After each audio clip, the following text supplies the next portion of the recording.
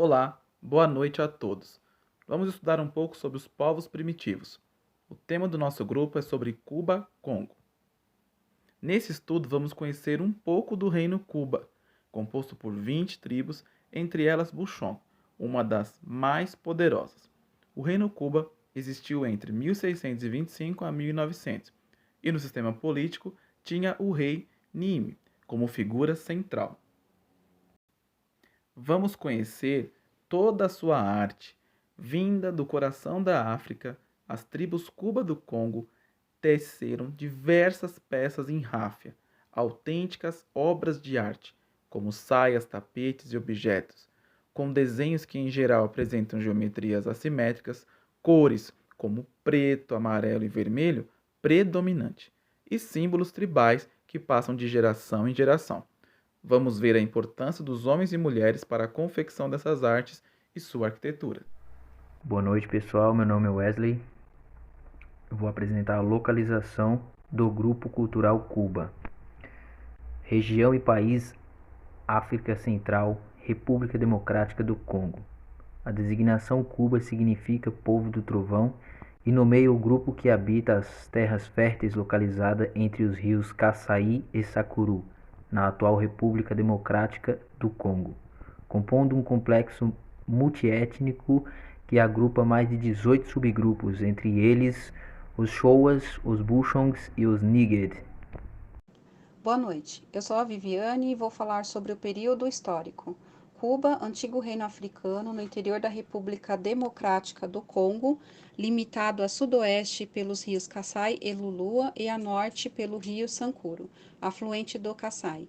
Fundada provavelmente antes do século XV por uma confederação de várias comunidades étnicas, lideradas pelo povo Buchongo. No século XIX, rebeliões no leste e invasões de Lulua do Sul enfraqueceram Cuba ao ponto de uma guerra civil. Por volta de 1910, o regime colonial do Congo belga estendeu seu controle sobre a área e reprimiu as desordens, fortalecendo os reis Cuba ao excluir oficiais menores e rivais. Em 1960, o Congo se tornou independente dos belgas e em 1961, Cuba foi reincorporado. Nesse tópico, nós vamos abordar a arte e a arquitetura Cuba. O povo Cuba dominava a tecelagem de ráfia, especialmente a ráfia bacuba, em técnicas artísticas sofisticadas e modernas e que eram principalmente utilizadas pelos reis, que ostentavam tecidos valiosos, máscaras e ricas peças artesanais.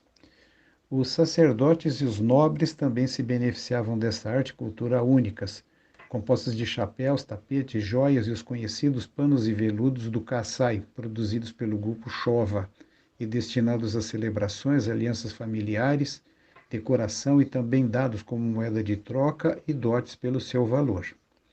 A produção desses tecidos ocorre por etapas, principalmente a retirada das folhas e depois vem o processo de preparação das fibras, até eles se tornarem tecidos finos para bordar. Os artesãos exercem um trabalho de intrincada técnica e difícil execução para a criação da trama e a ordem de fiação para obter o resultado final desejado.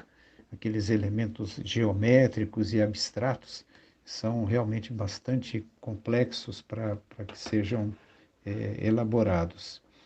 Para isso, inclusive, há a concorrência de inúmeras pessoas para ajudar o artesão na elaboração desses tecidos. Há também peças produzidas em madeira, como as caixas para cosméticos, denominadas nigué de nitei, que são utilizadas para guardar o pó e pasta de tucula, um pó obtido da madeira came moída. É uma madeira cujo pó, na cor vermelha, é bastante utilizado em decoração corporal e também no tingimento de tecidos e unção de corpos, né, de cadáveres para sepultamento.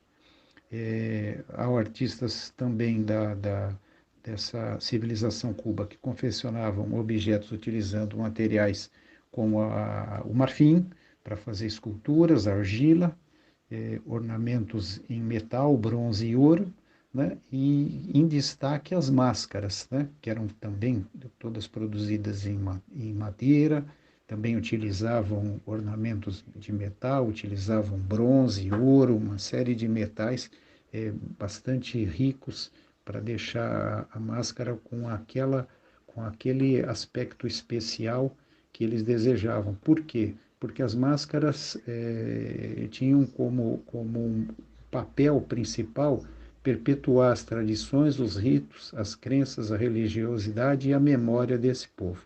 Quanto à arquitetura, não há quase nada para se ressaltar.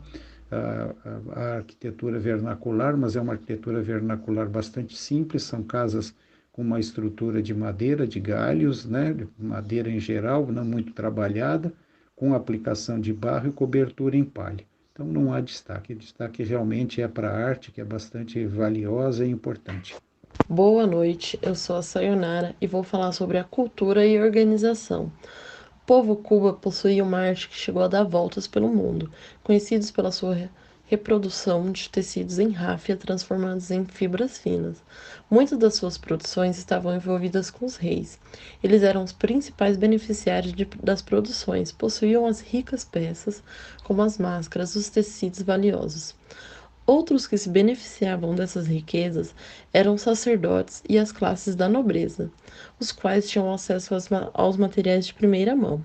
Produziam chapéus em fibra, miçangas, tapetes e panos, joias, tecidos para homens e para as mulheres, com grande criatividade que conseguem expressar a cultura. Muitos dos produtos serviam e servem como dotes. Essa prática, em alguns dos objetos serem doados como dote, é cultural em algumas regiões da África Central. Exemplo disso em Angola. Os produtos servem de dotes para as famílias da noiva. Alguns dos produtos são dirigidos à mãe, ao pai e à tia da noiva. Outros objetos são repartidos entre as famílias. Esta ação de levar dotes às famílias da noiva, de entrega de materiais valiosos, ainda é muito frequente nos dias atuais, assim como é em épocas passadas. Os tecidos são também utilizados como peças decorativas. Remotamente foram as peças de roupa e moeda de troca. O pano em África, para determinadas culturas, as mulheres utilizavam para mostrar sua destreza. Usados em trabalhos de casa, é sinal de beleza, podendo ser usados para eventuais saídas, festas e celebrações. Bom, pessoal, vou falar um pouquinho para vocês sobre a característica de trabalho dessa civilização. Então, eles tinham um trabalho que era reconhecido não só localmente, mas por todos os cantos, que era um trabalho de tecelagem em tapetes, em pequenos panos, que eram conhecidos como shows, que para muitos eram uma verdadeira obra de arte. Então, esses tapetes, esses panos, eles iam com algumas geometria, design, símbolos que representavam um pouquinho do sentimento, um pouquinho da cultura da civilização Cuba. Esse trabalho ele era realizado por todos, por mulheres, crianças e homens. Os homens ficavam com a parte assim, um pouco mais rústica, que era a base do tecido, enquanto as mulheres e a criança ficavam com a parte mais de detalhamento, fazia os símbolos tribais, as geometrias, os designs, entre outros. Era um trabalho que conseguia ter uma abrangência muito grande e também como fonte de renda para essa civilização. Esse trabalho, ele não era apenas só em tecidos, eles conseguiam transmitir também essa mensagem, essa cultura em outros utensílios, como um frasco de perfumes, por exemplo. A gente vai ver uma foto um pouco mais adiante. Conseguiam passar um pouquinho da cultura, da religião localmente e expressar um pouquinho do seu sentimento. Além do mais, era fonte de renda para todos eles. Então, eles conseguiam negociar na sua região e também fazer com que esse trabalho pudesse ter um alcance bem maior. Aqui, como podemos observar nas imagens, um pouquinho do tecido, conhecido como showa, então onde iam esses detalhamentos, essas figuras geométricas, esses símbolos tribais, que é algo religioso para aquela tribo, expressavam sentimentos, alguma característica da civilização, entre outras informações que eles conseguiam também transmitir com essas gravuras. Aqui podemos observar a máscara Cuba, que era um símbolo bem imponente para essa civilização, símbolo de poder, de sabedoria, soberania. Então, era como que se os responsáveis daquela civilização, eles, ao utilizar essa máscara, eles tinham o poder, tinham uma autoridade maior sobre os demais. E aqui, como eu mencionei, as gravuras nos frascos de perfume, então, que é um exemplo de um frasco de perfume, parece um pouco uma taça, mas era um frasco de perfume para aquela civilização. Então, eles faziam esses símbolos geométricos, esses símbolos tribais, que tinham sim significado para eles. E aqui ao lado a gente consegue observar uma mulher fazendo uma tecelagem. Então, era algo que era bem simples mesmo, algo totalmente manual, mas que tinha um poder extremamente expressivo.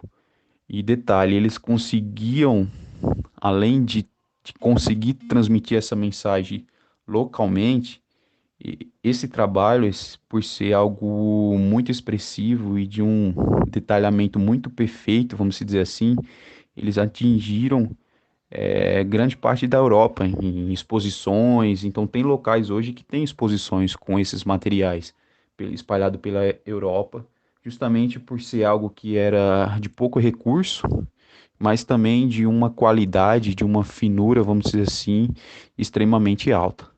Então, essas eram as principais características de trabalho dessa civilização, a fonte de renda que eles conseguiam obter, o mínimo que fosse, mas era algo que eles conseguiam fazer que tivesse bom resultado.